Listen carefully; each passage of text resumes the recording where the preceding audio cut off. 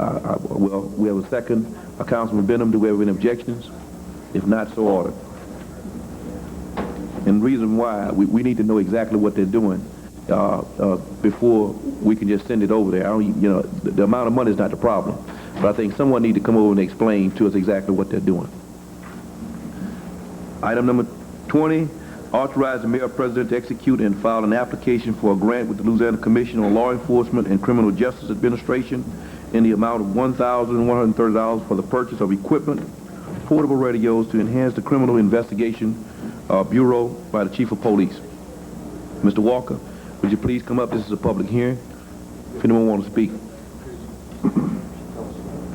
We'd like to make application of this. It's only a small amount of money, $1,130, concerning portable radios. We have an opportunity to get just a few. Thank you, Mr. Walker. We have a motion by Councilwoman Robeek, second by Councilman Benham. Do we have any objections? If not, so ordered. Item 21, authorize the Mayor President to execute a contract on behalf of the City of Baton Rouge with the Baton Rouge Union of Police by the Mayor President. Mr. Walker. Members of the council, we're happy to give you the opportunity of signing the contract with the Baton Rouge Union of Police. We have a long period of negotiations with them. We're happy to say that on both sides we're ready to come to agreement with this when I ask that you authorize us to do so. Okay, we have a motion by Councilwoman Eaton. We have a question by Councilman Wilson. If we could, I would really like this thing to go without a recommendation and not throwing sticks at anyone. I got it dated yesterday, have not had a chance to read it.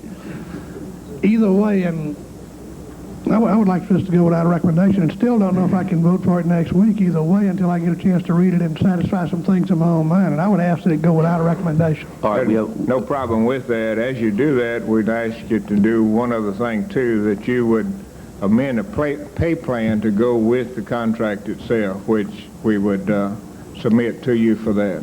We have a motion by Councilwoman Eaton to approve. So, Councilwoman Eaton, do you want to? All right, she withdrew. All right, we have a motion. Do we have a second? Second by Councilman Benham. Do we have any objections? If not, so ordered. Sent without a recommendation. Item 22, requesting that the Riverboat gaming revenues be dedicated to the City of Baton Rouge by Councilman Glasper. All right, this is a public hearing. If anyone wants to speak on the item, please come up, give your name, address, and phone number. If not, we have declared it held. Council members, I would ask that you send this item to the full council with discussion, not necessarily a motion at this point. Let me just explain to you exactly where we're coming from with this. We are going to derive some revenues from the Riverboat Gaming Commission if indeed Baton Rouge will be the recipients of the license to operate riverboats along the Mississippi River. We envision that because of the number of problems that we have in the inner city with crime, that we are going to experience some additional hardships and some additional infrastructure problems. We ask that the funds that will become available, only when those funds become available, that those funds are used in the area that is affected. If indeed be infrastructure or additional police officers used in and around those areas that will be affected.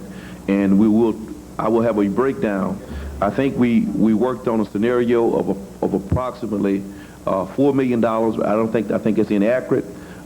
We are trying to see exactly how many licenses we're going to get, but then when we do get those licenses, we ask that we appropriate the money appropriately.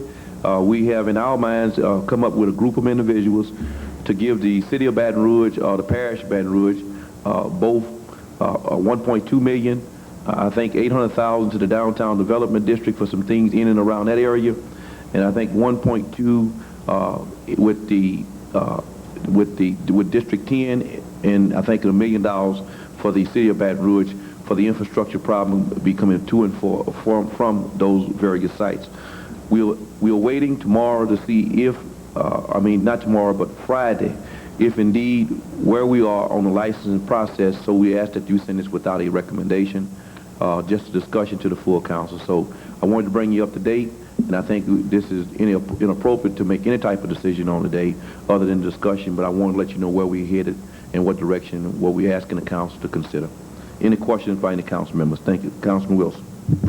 Yeah, I don't have a question, but, you know, if we want to divide our revenues and our tax base up, I would be all for it today, and I would entertain a motion today that we keep the revenues generated within our own districts. It's a little fair that we're going to come here and say that we want to take the money that's generated off of one project and keep it within the councilmanic district that money was generated in. Well, I'll guarantee there's several of us here would like to hold our hand up and say, I will be well satisfied you to spend the money that's generated in my district. And that's what we're doing here. And there's no way that I will ever sit and say that we're going to take the money that's generated in one person's district and apply it back to that district unless we're going to do it for everyone. If we want to do that, I'm right with you right here. I'll be ready to second your motion if we want to amend it to that. well, if you through, Councilman Wilson, well, let me say this to you. We are going to experience some additional hardships in the district as a result of Riverboat gaming. And for as I'm concerned, if that's the case, the constituents, both white and black in my districts, the downtown area, Spanish Town, I have a letter from, they would like to see this government address the problems as they occur. And we can only do it when the money is generated. Now, let me just simply tell you right now, we don't want the additional problems just like any other area of this town don't want the additional problems. And we are going to experience additional problems. All you have to do is go to Mississippi, or you can go to Atlantic City. We've been actually operating in a vacuum, because I don't think any of the council members have visited any other gaming sites anywhere in the country. And we are sitting here making decisions about gaming or being kept in the dark about gaming. And the only thing that we understand as residents, homeowners, and citizens of the inner city is that we've got a serious problem. And to address that serious problem is going to take dollars. And in order to do it, we're going to generate the problems.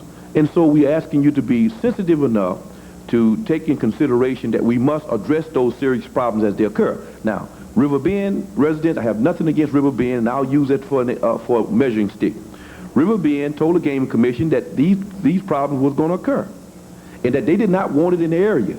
We just happen to be fortunate enough to be blessed that everybody wanted to put it in the downtown area where we've already experienced a rash of burglaries. And so, and I make this statement very plain, very simple, and I don't want nobody can take it out of context. For as I'm concerned, they can take the 2 licenses and send them anywhere else in the state of Louisiana if indeed it's going to bring us problems and we're not going to be able to address those problems. So for as Riverboat gaming, they can keep the boats.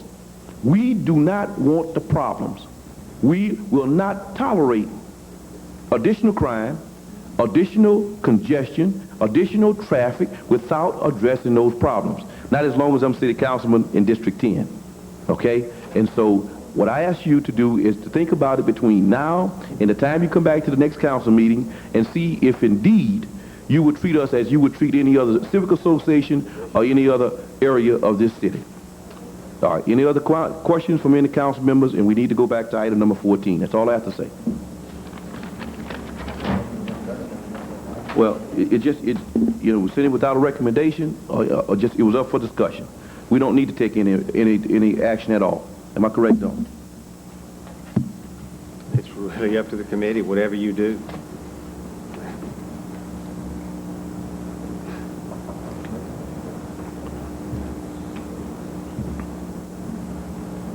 I ask you, sitting without a recommendation. That's good. We have a motion by Councilwoman Eaton. Do we have a second? Second by Councilman Benham. Do we have any objections? If not, so ordered. Item number 14, amending the list so as to change the allotment for the